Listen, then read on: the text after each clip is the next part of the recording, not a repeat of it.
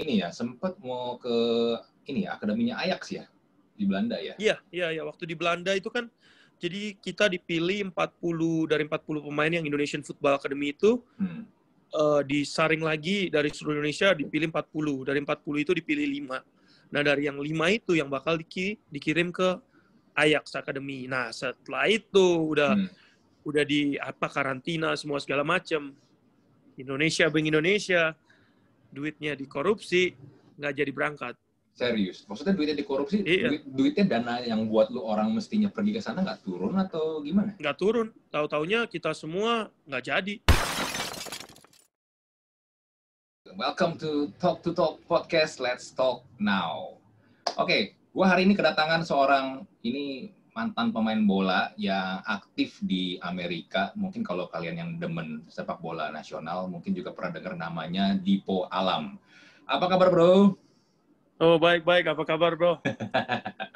Dipo ini sebenarnya tetangga gua. Rumah gua sama di rumah dia tuh deket banget. Aduh, satu gang, bro. Beda satu gang ya, beda satu gang. Iya. Kita sama-sama tinggal di Pademangan dan ternyata dia ini adalah seorang pemain bola yang udah melanglang buana sampai ke Amerika. Oke. Oh, sekarang lu di Amerika berarti ya? Iya, di Amerika sekarang nih, sementara tinggal di New Mexico. Di New Mexico. New Mexico itu masih di Amerika hitungannya, masih di US. Masih di Amerika. Dia dekat-dekat daerah Texas, dekat daerah Colorado gitu, dari Arizona, dekat-dekat juga. Nih, gue mau ngajak lu ngobrol di podcast ini karena ini lu adalah salah satu orang yang menurut gue sangat-sangat inspiratif banget. Lu mengejar karir, lu mengejar impian lu sampai lu keluar negeri dan ya gila, gue lihat perjalanan lu tuh luar biasa banget sih. Makanya dan gue yakin kalau lu sharing ini bakal banyak banget nih hal-hal positif yang bisa dibagikan ke yang nonton atau yang dengar podcast Talk. Iya. Nah, gue gini, talk about main bola nih, Po. Serius main bola, ya kita nggak bisa kita pungkiri lah, kita sesama keturunan Chinese lah ya. Biasa kan untuk jadi seorang atlet itu kan susah, apalagi ya salah satu faktor penghalangnya, barrier terbesar di awal tuh biasanya tuh orang tua. Orang tua, gini lah, gua pun sendiri ketika gua pengen menjadi seorang psikolog pun, gua ya boleh dibilang, ya pun secara nggak langsung, nyokap gua nggak terus setuju. Mereka lebih suka gua masuk ke ekonomi, ya. Fakultas juta umat tak.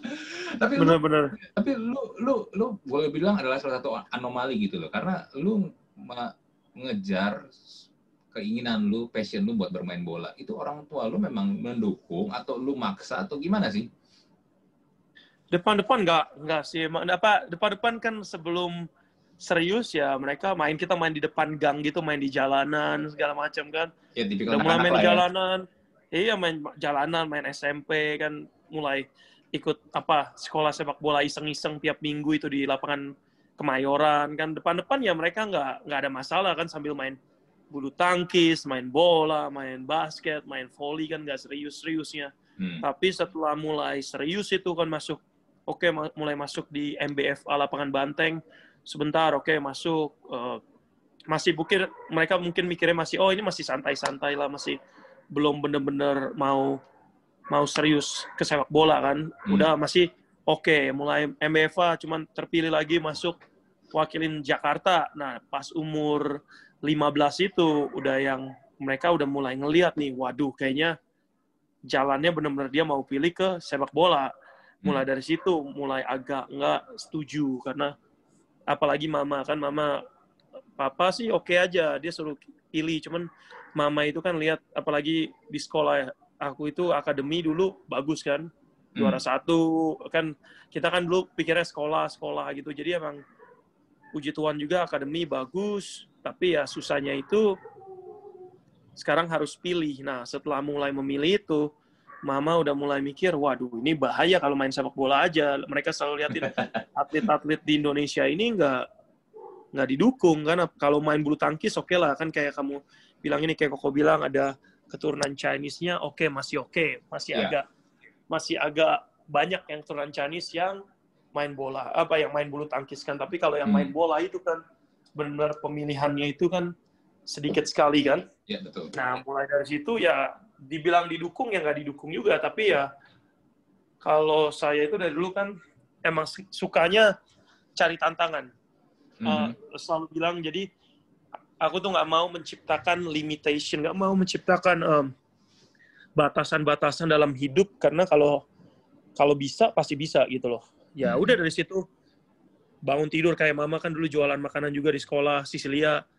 Bangun tidur ya udah, apa mama lagi buat makan, Dipo jam 4 pagi bangun latihan jam 4 pagi, jam 6 balik ke rumah, beres-beres pergi sekolah. Terus itu rutinitas itu terus sampai ya udah itu terpilih Piala Bogasari 15 Suratin, udah itu yang paling besarnya ya itu Indonesian Football Academy buat wakilin satu nasional itu, karena itu terpilih juga. Nah dari situ mulai ada kepikiran, emang dari dulu udah saya harus nggak mau di Indonesia lagi, karena pikirnya Dipo dari dulu udah dari ini masih muda, mau tujuannya selalu kejar ke luar negeri. Terus lu gimana cara meyakinkan, terutama nyokap lu ya? Karena gini, kan orang kan kalau berprofesi itu kan salah satu yang mereka cari adalah duit kan. Kalau ini bisa make money, oke lah. Lu gue kasih dah, silakan lu kerjain gitu loh. Tapi kan ya kan jadi atlet itu kan kadang-kadang ya ngomongnya di Indonesia back again ya. Kan nggak menjanjikan. Nggak selalu menjanjikan. Kalau misalnya dari 1.000 pun ya paling 1 yang jadi. Bener. Setelah itu siapa mulai yakininnya dari umur 13 itu kan Dipo udah mulai buat duit. Mulai duit dari sepak bola, dapat bayaran, selalu kasih mama papa, udah itu beliin istilahnya hadiah-hadiah buat koko buat dede, udah itu terakhir itu kan yang juga freestyle satu Indonesia, udah itu ada juara dribble 1 lawan 1, Dipo menang 1 nasional. Yang waktu Jarum Super bukan ya? Yang Super Soccer ya? Iya, yang Jarum Super itu ya kan? Super Soccer. Iya, sampai situ kan masuk TV terus juga, udah itu juara. Udah itu dari situ semua duit yang Dipo pegang, udah kasih papa mama, udah itu bilang udah rencana jadi berangkat ke Belanda dulu, trial di sana beberapa minggu, harus pulang karena harus ganti visa. Setelah itu ada apply lagi ke Amerika pakai visa student kan, visa mahasiswa, itu datang ke sini trial juga di sini.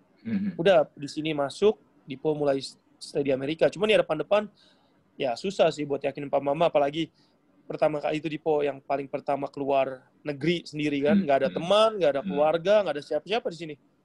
Jadi cuman datang udah bawa sepak bola, bawa backpack, udah berangkat. Cuman ya puji Tuhannya emang dari dulu Dipo selalu mau keluar, mau sendiri, karena Dipo tahu it's a whole world out there, you know. Jadi nggak mau limitnya cuma di Indonesia, selalu mau limitnya oke, kalau misalnya cuma di Indonesia ya nggak, buat jadi yang terbaik di Indonesia, it doesn't matter gitu loh. Udah kayak Kapten Tsubasa lu ya. Iya, ya itu kadang-kadang juga mungkin makanya mau jalan juga kan. Tapi yang gue denger nih ya, lu sempet mau ke ini ya, akademinya Ajax ya di Belanda ya. Iya, waktu di Belanda itu kan jadi kita dipilih 40 dari 40 pemain yang Indonesian Football Academy itu disaring lagi dari seluruh Indonesia, dipilih 40. Dari 40 itu dipilih 5. Nah, dari yang 5 itu yang bakal dikirim ke Ajax Academy. Nah, setelah itu udah di karantina semua segala macam. Indonesia, duitnya dikorupsi, nggak jadi berangkat. Serius? Maksudnya duitnya dikorupsi? Iya. Duitnya dana yang buat lu orang mestinya pergi ke sana nggak turun atau gimana? Nggak turun. Tahu-taunya kita semua nggak jadi. Nggak jadi? Udah itu dibilangnya dikabarin segala macam, nggak pernah dikabarin. Itu waktu itu sampai izin sekolah sampai 5-6 bulan. Oh, jadi lu nunggu 5-6 bulan untuk pergi ke Ajax itu? Dan lu nggak sekolah jadinya? Iya, udah itu kan selama itu di waktu itu sekitar 6 bulanan itu kita di mes, istilahnya kita di akademi, tinggal di sana, segala macem ya kayak gitu ya. Tahu-taunya nggak tembus, udah itu disuruh pulang. Udah kita pulang, oke nanti dikabarin lagi, nggak pernah dikabarin. Udah setelah itu Dipo nggak putusin, oke kalau gitu nggak bakal istilahnya nunggu lagi dari pemerintah atau dari apa. Dipo langsung jalan sendiri, udah ke Belanda sendiri, ke Amerika sendiri, pakai duit sendiri, karena benar-benar udah nggak mau tergantungin lagi lah. Istilahnya udah kejar, udah mati-matian latihan, kejar mati-matian, sistemnya begitu aja, selalu ada korupsi, selalu gimana bisa, kita pemain seharusnya fokusnya cuma jadi pemain bola, tapi ini banyak politiknya, banyak korupsinya, terlalu kacau balau gitulah. Makanya kan jadi banyak pemain-pemain yang bagus pun jadi nggak bagus. Berarti lu udah sempat ke Belanda waktu itu berarti ya? Iya, di Belanda waktu itu udah sempat juga di Heemstede, udah itu ada Telstar juga, ada sempat di sana juga, udah itu di Utrecht ada ke sana juga. Jadi selama 2-3 minggu di sana, udah itu harus pulang ke sini buat ganti visa dari, kan waktu itu cuma visa turis pas pertama kali datang. Nah, terus lu pulang ke sini kan tadi lu juga cerita nggak ada kabar jelas segala macem. Berarti lu memutuskan langsung ke Amrik atau gimana waktu itu? Iya, waktu itu pas udah pulang sambil nunggu di Belanda, karena kan nanti bilangnya dikabarin, oke. Jadi sambil nunggu di Belanda itu ada teman, oke, gimana kalau di Amerika? Jadi teman dekatku ada kokonya itu tinggal di Amerika, udah itu dianya juga bakal ke Amerika. Oke lah, aku bilang oke, coba kita apply aja. Apply, ternyata dapat di Amerika. Udah itu di Belanda kabarnya belum dikabarin juga. Ya udahlah, aku bilang, ya udah berangkat Amerika dulu. Berangkat ke Amerika, sampai sini 2 minggu setelahnya Belanda turun kabarnya. Oke, dapat izinnya turun, kita bisa trial di Feyenoord. Oke. Terus tapi Dipo udah di Amerika, udah itu Dipo udah bilang lagi, oke. Wah, karena sebelum berangkat itu Dipo udah bilang, udah janji sama diri sendiri, Dipo nggak bakal pulang lagi ke Indonesia sampai tahu diri sendiri ini sukses. Oke, tapi gini loh, Bro.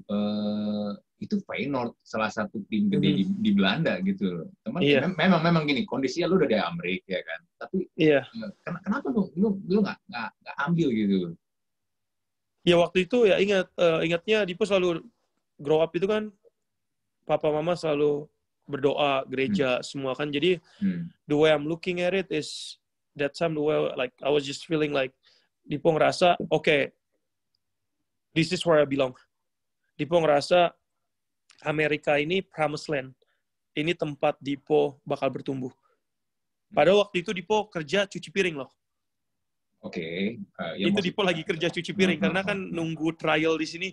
Dipo sampai di sini itu namanya ada Thanksgiving. Jadi November tanggal 24 itu dingin kan. Trial Dipo itu sampai Januari baru ada. Selama 2 bulan nunggu itu nggak ada trial, nggak ada apa karena kan musim dingin. Nah, udah itu Dipo kesini ini cuma bawa duit $400. Nggak ada keluarga. $400 tuh kan ya gak gede-gede amat lah ya, $400 Pak. 5 juta. Iya, 5 juta kurang lebih. Udah nggak ada siapa-siapa, nggak bisa minta papa mama kirim atau apa, nggak bisa. Itu $400 Dipo datang, makanya selagi nunggu itu udah itu ada tawaran, oh mau nggak kita keluar kota, nggak keluar kota sih, sekitar 2 jam dari pertama kali nyampe sini kan di Los Angeles, dari tinggal di Chinatown itu. Tinggal di Chinatown pun satu apartemen itu ada satu kamar sama satu kamar mandi itu 13 orang. 13 orang? 13 orang. Tidurnya tuh kayak ikan teri. Itu berapa lama tinggal kayak begitu? 4-5 bulan ada kali. 4-5 bulan? Oh my God. Iya, udah itu pindah pun masih sekitar satu ruangan ada 8 orang kali. Iya, tapi ya udah tinggal gitu, udah nggak tahu siapa, nggak kenal siapa, ya tinggal. Itu udah itu ya dapat dari situ, ternyata ada oke, kita lagi ada teman cari-cari kerja, ternyata dia butuh 2 orang, mau nggak kerja? Ya udah, Dipo lagi ada waktu 2 minggu liburan sekolah, oke kerja. Cuci piring itu restoran all you can eat kan, buffet. Waduh, itu luar biasa itu. Makanya di situ, padahal waktu di situ Dipo udah kerja capek, sekali kerja sehari itu 12 jam. Kita 85 jam sehari. 1 minggu itu kerja non-stop. Kalau dikerja di Indonesia sama di Amerika beda. Di Amerika kerja itu kerja. Nggak ada bisa main handphone, nggak ada bisa santai-santai. Kalau lagi kerja benar-benar rame. Gitu, nggak bisa. Nggak ada. Ya, tapi ada kalau gitu maksudnya Dipo udah udah selesai. Tugasnya kelarin karena Dipo lari keluar latihan bola sendiri. Orang-orang di situ, orang-orang tukang cuci piring yang kerja di restoran, ini orang gila katanya. Ini orang capek, dia malah masih latihan bola. Karena Dipo tiap pagi pun kerja mulai jam 10 pagi, jam 7 Dipo udah bangun, latihan sendiri. Tapi karena waktu itu fokusnya ya main bola. Karena Dipo tahu dalam 2 bulan itu harus main bola. Jadi kerja di situ 2 minggu, balik lagi ke Los Angeles, ke sekolah, udah itu dapat trialnya, akhirnya Dipo pertandingan pertama masukin 2 gol. 2 gol 1 assist, itu mainnya sama Akademi Chivas. Itu tahun pertama dia di MLS, kepilih Dipo. 17 Dipo kepilih, udah itu masukin ke tahun U19, so under 17, udah itu under 19 Dipo kepilih juga. Nah, tapi di situ waktu itu karena Dipo international student, visa Dipo itu mahasiswa. Karena di sini sebelum tanpa surat, sebelum tanpa namanya working permit, ada namanya social security, jadi dia nggak bisa bayar kita tanpa nomor pajak. Jadi setiap digaji itu harus bayar pajak. Nah, itu dia. Ya udah, dari situ Dipo 17 ke 19 itu Dipo main bola tapi nggak dibayar karena akademi. Sampai Dipo harus dapat surat itu. Nah, udah dikasih apply, Dipo dikasih apply surat kerja segala macem. Nah, tapi ya sewaktu umur 17 ke 19 itu tantangannya mereka nggak tahu Dipo nggak ada keluarga. Dipo datang ke sini sendiri. Harus bayar ini, bayar itu. Nah, tapi kan puji Tuhannya ya Dipo kerja dibayar istilahnya under table, sini bilangnya dibayar cash. Tapi seharusnya Dipo nggak boleh kerja. Iya. Tapi ya karena jalan Tuhan ya. Iya, karena ya kan. udah under table sambil main bola, sambil nge-gym harus besarin badan buat main bola.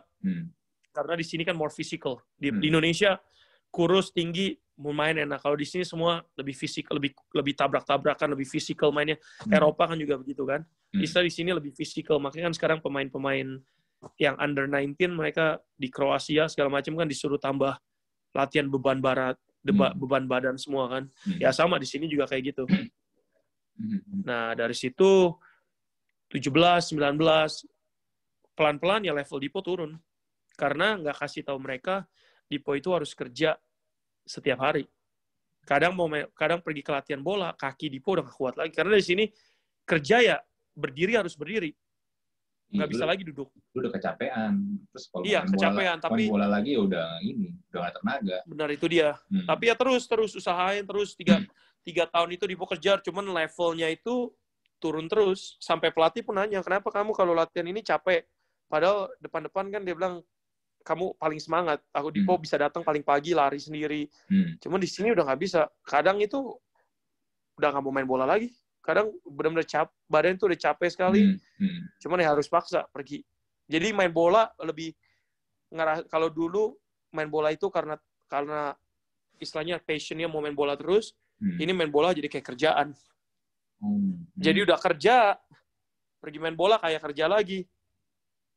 Udah beda jadinya. Di Dipo pun tidur di sini kan mereka harus jaga tidur segala macam. Paling di sini Dipo tidur 3-4 jam sehari. Karena kan harus sekolah juga. Iya.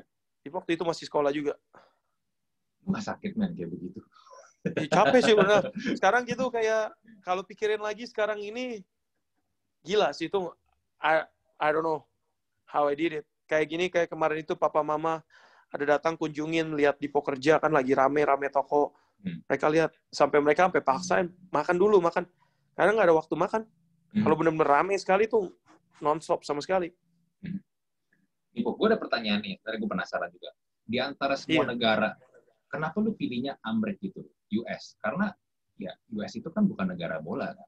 Kalau lu milihnya di Eropa, let's say lu ke Inggris, lu ke Prancis, ke Spanyol, lu ke Italia atau ya Jerman, ya kan itu kan negara-negara bola kan.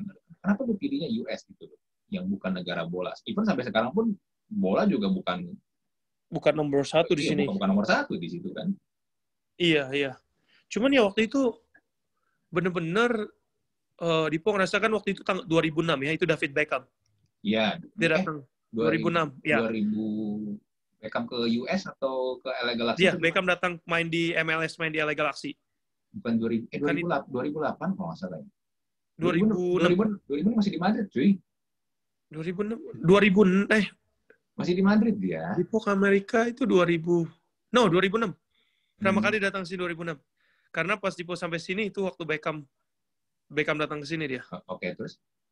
Iya, pokoknya Beckham datang main di Galaxy dia. 2006 2007. Kan Dipo sampai sini 2006 November. Berarti dia sign 2007 ya. Oh, iya. Nah, waktu itu dia masih sekali juara La Liga di 2007 kan. Habis itu dia baru untuk LA Galaxy tuh. LA Galaxy ya. Iya, waktu itu iya. Makanya pas nah dari situ kan karena Chivas masuk, Chivas itu USA tahun pertama di LA. Ya home base-nya lawan LA Galaxy.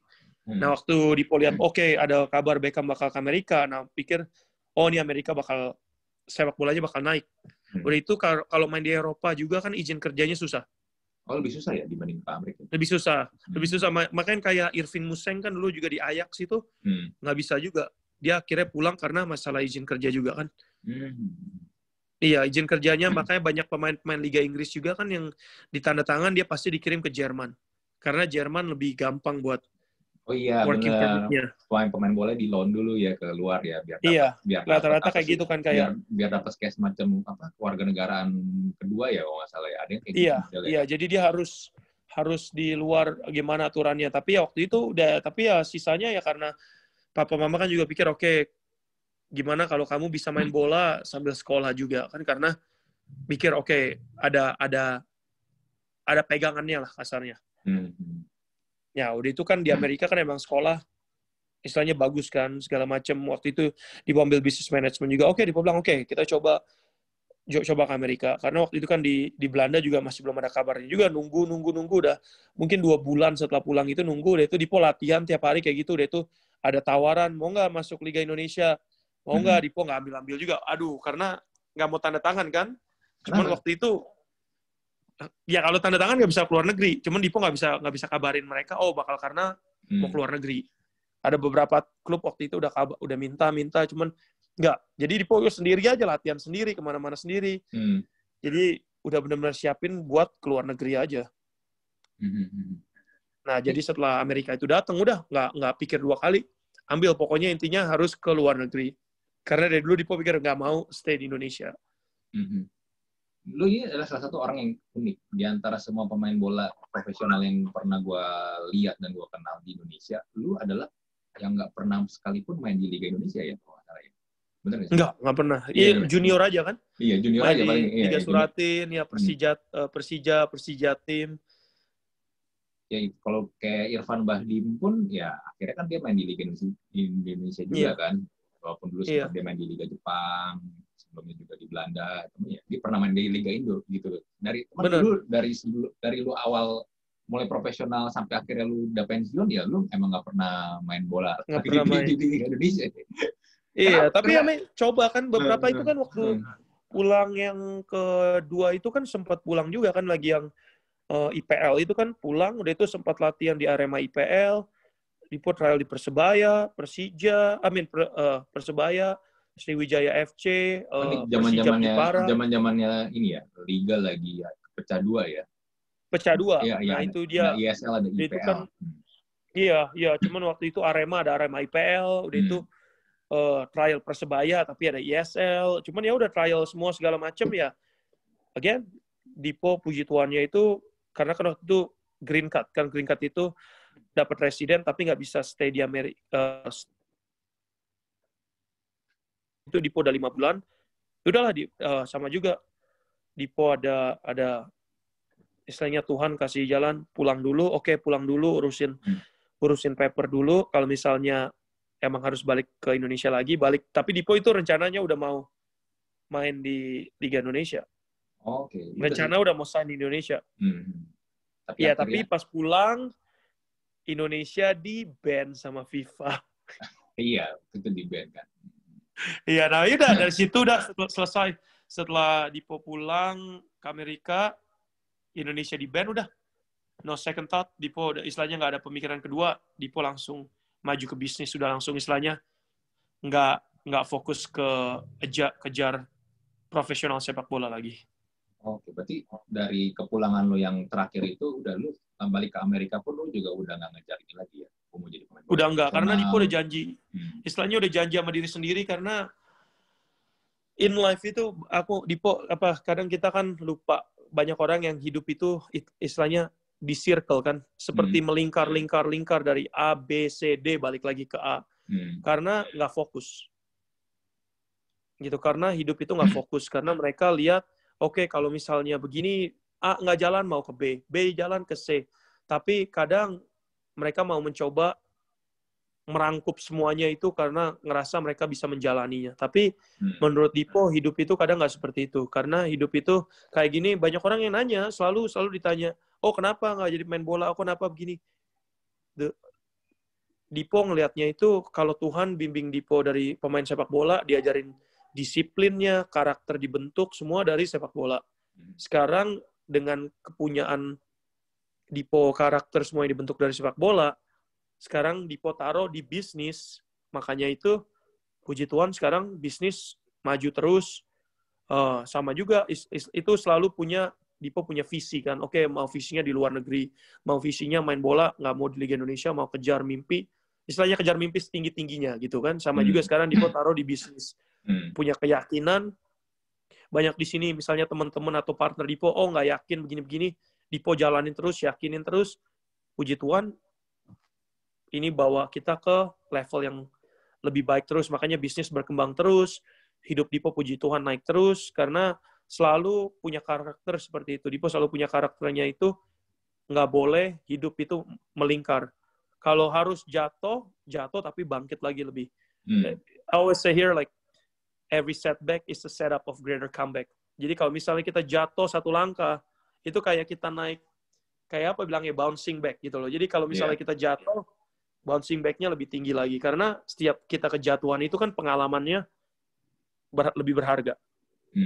Betul. Seperti itu makanya dari setelah 2-3, karena sebelum Dipo pulang pun Dipo udah doa. Kan Dipo doa, oke Tuhan kalau misalnya ini emang jalan, kasih jalannya buat main di Indonesia lagi. Kalau ini bukan jalannya, gue bilang, kalau ini bukan jalannya, kasih saya pakai baju national team Indonesia 1 kali aja. Setelah itu, Dipo nggak bakal main profesional lagi. That's exactly what happened. Dipo pulang, tiba-tiba lagi main lapangan banteng, latihan, main sama klub Busway itu, yang klub intern Persija, di SMS panggil timnas Indonesia. Panggil timnas Indonesia, pertama kali nyampe, ketemu Irfan Badim, Ferdinand Sinaga di sana. Udah, latihan segala macem. Satu pertandingan persahabatan, ditaruh di pemain inti lagi, starter. Baju timnas. Setelah itu 1 kali, that's it. Kelar pertandingan, pulang buat bulan Ramadan itu semua mulai puasa segala macem. Pulang, mulai trial, tapi setelah itu udah cari tim. Udah mau 5 bulan, Dipo harus pulang ke sini dulu. Pulang, Indonesia di ban. Wah, kalau waktu itu Dipo tanda tangan kontrak, jadi tukang jus juga di Indonesia kan. Semua jualan jus, tukang Gojek. Pada nggak bisa main. Iya, bener. Pada nggak bisa main semua kan. Mainnya jadi main, istilahnya antar kampung itu kan. Iya, main tarkam jadinya. Bener. Iya, makanya banyak teman-teman kan juga jadi seperti itu ya. Makanya itu, puji Tuhannya Dipo ya selalu bersyukurnya. Udah, setelah itu, sampai sini, dapat warga negara Amerika, udah. Pilih jalan, mulai ke bisnis. Fokus semua Dipo taruh di bisnis. Tetap main bola, mungkin kadang bisa main futsal, bisa 3-4 kali seminggu, main lapangan besar hari Minggu juga. Jadi masih main 4-5 kali, ngelatih anak-anak kecil juga. Jadi main bola selalu main lah, selalu main bola ada. Cuman udah dilepas nggak buat main incer pro gitu. Gimana rasanya pakai baju timnas? Oh, luar biasa itu waktu itu ya. Istilahnya sama juga kan, pas lagi balik di Indonesia itu selesai latihan Sriwijaya, latihan Persebaya, semua kan dikejar-kejar orang, minta tanda tangan kiri kanan. Ya jadi ngerasa kayak pemain bola lagi kan. Di sini kan Dipo waktu 3 tahun gitu main bola di sini, latihan segala macam, tapi kemana-mana Dipo harus kerja, jualan roti, jualan kentang, sampai di Indonesia kayak jadi pemain bola lagi kan. Dulu kan gede-gede begitu kan, waktu awal-awal kan, Koko tahu kemana-mana, pasti tahu Dipo main bola. Satu-satunya Chinese yang main bola, semua pasti kenal kan, semua orang kenal. Sampai sini siapa yang kenal? Iya, gue ingat banget pas lagi dia balik tuh, kita sempat ikutan turnamen futsal yang ada kayak semacam tempat rehabilitasi narkoba gitu, adain acara Hari AIDS Dunia. Kita waktu itu yang ngajakin, gue juga baru tahu setelah turnamennya kelar tuh, ternyata tuh itu tim yang sempat dilatih, tim futsal yang sempat dilatih sama coach Justin kan, isinya. Iya kan, kayak yang disentul waktu itu, yang kita sempat main kan. Cuman ya kita main sama tim yang mereka tim yang biasa kumpul-kumpul. Mereka nggak tahu kita ternyata di situ ada beberapa pemain timnas futsal sebenarnya kan di situ kan. Kita Iya. ngebantai lulu tuh, gue inget banget tuh. Terakhir kali finalnya kita menang gede kan ya. Ya tapi ya itu ya just have fun doang kan, tanpa mereka tahu kita sebenarnya tuh ada di situ ada timnas futsal juga yang main sebenarnya, tapi ya tetap pengalaman juga kan. Iya. Ya, anyway, lu join timnas nih, Mas. Kan lu sempat bermain di timnas dan lu merasa bangga bermain sebagai salah satu pemain yang pernah membela Indonesia lah.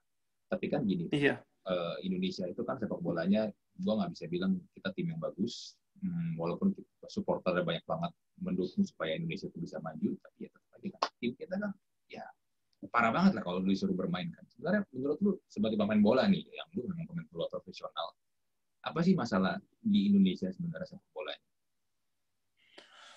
Ya kayak yang banyak orang-orang kan sudah selalu bilang talenta kita itu banyak sekali kan. Talenta banyak sekali, cuman ya susahnya itu ya prosesnya itu, proses yang organisasinya. Kan selalu bilang itu organisasinya. Kayak kita lihat kayak Syamsir Alam, kan aku kenal baik dia juga kan. Sering ngobrol waktu pulang ketemu kayak dia gitu. Istilahnya udah main di Belgia, main di Uruguay, sampai dibela-belain. Sekarang masa pulang Indonesia aja main Liga Indonesia nggak bisa.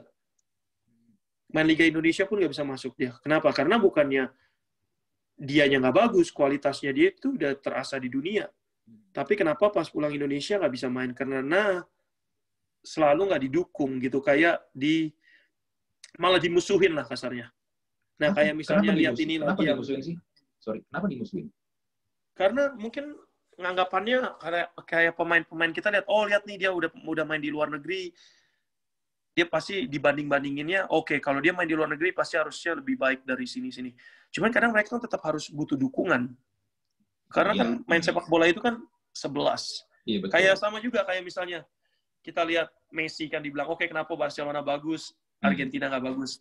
Kadang organisasinya itu, nah waktu butuh pemain seperti itu, dia ngerasa nggak didukung, seharusnya organisasi atau pelatih atau di sini ada namanya kayak tim psikologi kan, yang mereka yang fisioterapisnya semua yang harus ngobrol sama dia, jaga kesehatannya mereka. Nah itu yang kita nggak punya.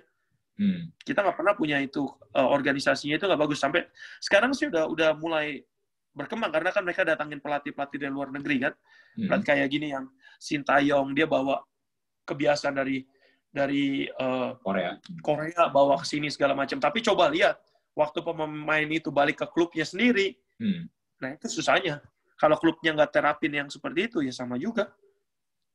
Iya, dulu kemarin sempat heboh tuh dibahas kan ini gara-gara makanan kan, ada satu pemain yang dia makan nasi goreng atau apa tuh gue lupa. Nasi bungkus itu ya. Iya, dan itu kan sama Sintayong kan sangat-sangat diinin banget. Gue juga gimana ya, gue juga nge-gym gitu kan. Lu atlet makan kayak begitu, ya nutrisinya gimana sih? Iya kan? Iya benar, kalau lagi makanya kan ada on season off season kan. Kalau lagi off season ya oke kan, makanya kan rata-rata kayak Eden Hazard kembali balik agak gemuk apa segala macam. Kalau lagi off season ya oke, karena mereka liburan, tapi mereka tahu kalau dia off seasonnya nggak jaga kesehatan, balik on season bakal kacau balau dia. Nah, itu dia susahnya, itu kan dia seperti itu dia kan. Cuman kalau pas balik off seasonnya itu dia kacau balau, dia bakal benar-benar susah sekali dia. Berarti ini bisa dibilang memang core masalahnya memang udah terlalu banyak banget, terlalu kompleks ya. Iya, benar-benar. Mau pakai pelatih gini, kalau gue lihat nih ya, kalau mau lu pakai pelatih asing pun, lihat saya gini deh, Alex Ferguson atau Jose Mourinho ngelatih timnas Indonesia pun juga nggak yakin mereka bisa sampai bawa Indonesia berprestasi gimana ya, kalau memang yang didapetin memang kualitasnya kayak begitu. Benar. Ya susahnya itu aja, harus benar-benar dari awal, dari akarnya itu kita punya pemain-pemain talentanya itu, tapi kalau nggak dijaga, ya benar-benar susah sekali dia. Ya, buat timnas ya udahlah, good luck lah ya buat timnas apapun nanti yang dilakukan. Gue juga nggak bisa ngomong banyak sih kalau ngomong timnas Indonesia. Ini kok, sekarang kan lu udah nggak main bola lagi, sekarang lu bisnis apa sih sekarang di Amerika? Di Amerika ini jadi ada, tunggu nih aku kirimin. Jadi bisa taruh di Zoom-nya juga tuh, bentar ya. Ini ya, The Paleta Bar. Iya. Oke, Paleta Bar ini apa nih? Fresh Gourmet Mexican. Ini jadi Mexican kayak ini aja, apa, es krim potong lah. Kasarnya kan es krim potong, udah itu bisa ditaro-taro. Ini modelnya tapi dari Meksiko. Jadi paleta itu kan bilangnya itu es krim potongnya Meksiko. Jadi dia dari apa segala macem. Nah, Dipo mulai jalanin ini. Jadi ada kita start itu udah 3 tahun yang lalu. Jadi Dipo ada partner 2 orang. Ini orang Meksiko, Dipo partneran. Udah itu ya puji Tuhan sekarang udah 15 toko buka. Udah itu kita kan model kayak licensing itu, jadi model kayak franchise gitu juga. Udah itu puji Tuhan udah ada sekitar tahun depan rencana, jadi udah ada sekitar 100 toko yang udah beli. Jadi kita taruh di beberapa state itu kayak California, Colorado, segala macam udah bakal mau buka juga. Ini lu mulai dari kapan nih startnya nih bikin beginian? The Paleta Bar ini? 3 tahun yang lalu. 3 tahun yang lalu, oke. Iya, 3 tahun yang lalu. Udah itu ada beberapa, ada kan Dipo masih jalani juga yang potato corner itu yang kayak di Indonesia itu yang apa, kentang taruh bumbu-bumbu kan di Jakarta udah ada juga kan? Iya. Ya, Dipo ada 2 toko juga di sini di New Mexico. Dipo bawa dari Los Angeles. Dia kan masuk ke Amerika. Udah itu ada beberapa brand juga sih, ada ini Dipo coba kirimin lagi. Ada beberapa juga. Jadi mulai masuk ini di daerah makanan. Udah itu sekarang kita mulai ke ini juga ke apa? Mulai ke real estate gitu kan, mulai ke beli-beli apa bilangnya tuh apa ya namanya, beli-beli tanah, udah itu kita bangun juga segala macam kan, real estate gitu bilangnya. Terus bisnis tuh jadi banyak ya di Amerika ya? Iya, jadi ya puji Tuhan lah, jadi mulai ini aja, jadi lebih emang masuknya ke makanan terus kan. Emang karena dari dulu ya, karena mungkin banyak belajar dari mama itu ya, lihat bisnis makanan selalu istilahnya selalu cash flow kan bilangnya, jadi uang cashnya itu lebih gampang buat diputer. Oke, ini gue terima.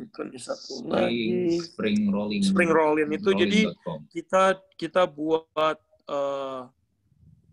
yang itu namanya makanan Vietnam kan, jadi dia digulung-gulung gitu. Oh ini ya Vietnam cuisine ya? Iya Vietnam cuisine ya. Jadi kita masih ada beberapa brand lagi yang harus bakal mulai jalan lagi juga. Ini keren loh men. Ya ini 3 ini jadi brand kita semua sendiri juga.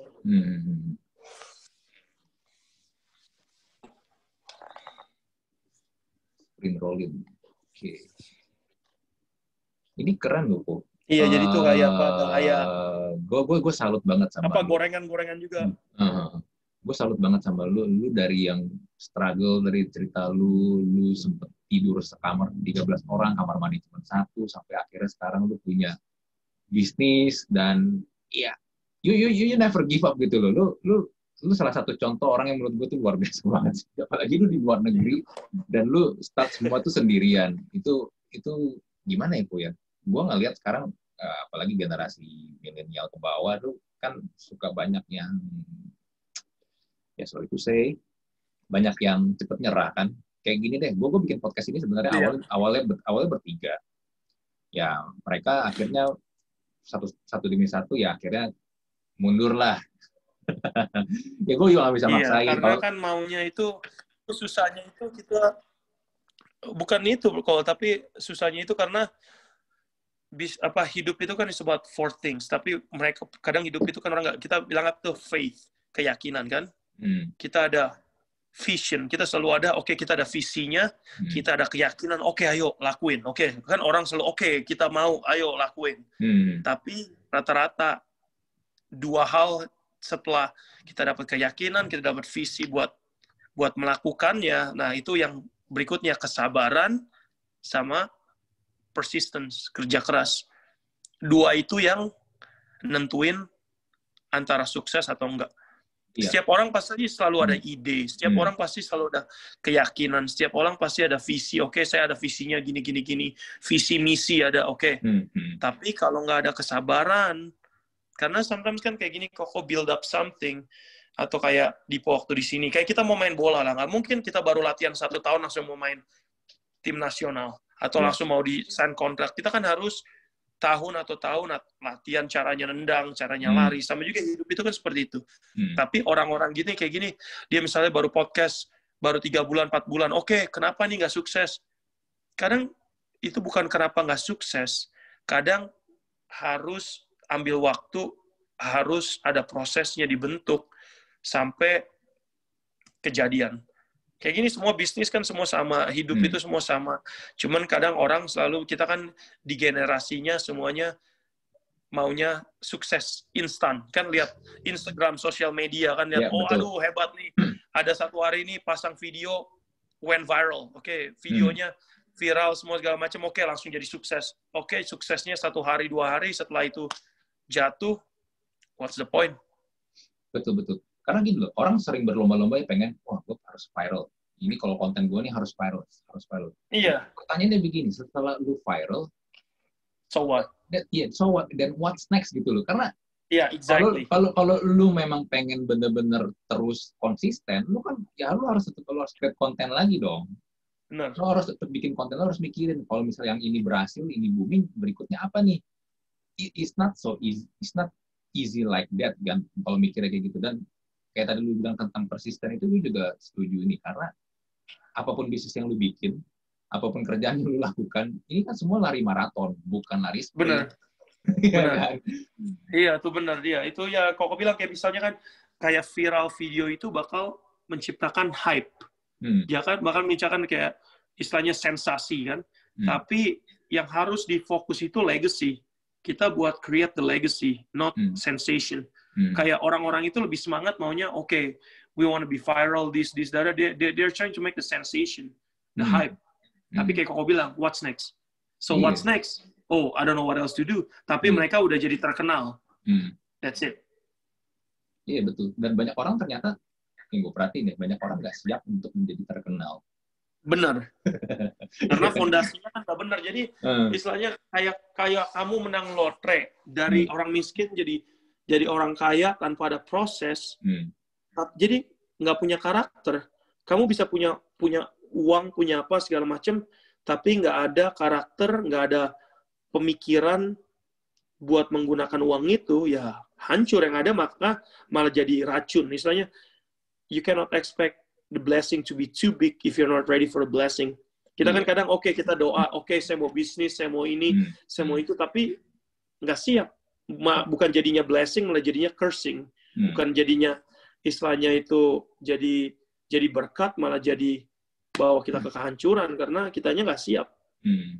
Dan kalau yang gue bisa belajar dari lu, dengan segala macam pengalaman lu, susahnya lu, banting tulangnya lu, perjuangan lu, tadi juga lu kerja, lu main bola, lu juga sekolah, ya mungkin itu yang Tuhan persiapkan untuk memang lu sekarang. Benar. Ya puji Tuhannya seperti itu, karena makanya sekarang ini, kayak yang kau bilang, inspirasi, segala macam, banyak orang-orang di sini pun, karena kan Dipo sekarang di New Mexico, sebagai orang Asia itu minoritas juga, Dipo. Udah itu apalagi Dipo orang Asia, orang istilahnya Cina di sini yang buat Paleta Bar ini kan istilahnya Mexican dessert, malah go nationwide. Jadi selalu itu kayaknya di mana-mana Tuhan taruh Dipo itu always push me out of the comfort zone. Dari LA udah enak-enak, dipindahinnya ke New Mexico. Ada lagi ke kota kecil, ke Alabama. Selalu di mana-mana nih Tuhan taruh Dipo mau jadi kaum minoritas. Tapi waktu Tuhan taruh Dipo jadi kaum minoritas, that's why I stand out. Makanya Dipo itu bisa berdiri, orang bisa lihat, karena orang Cina ngelakuin Mexican dessert. Orang lihat, oke. Kalau orang Cina buka restoran Cina, udah biasa. Orang Cina suksesnya ngelakuin restoran Meksiko, orang, waduh, kok bisa begini?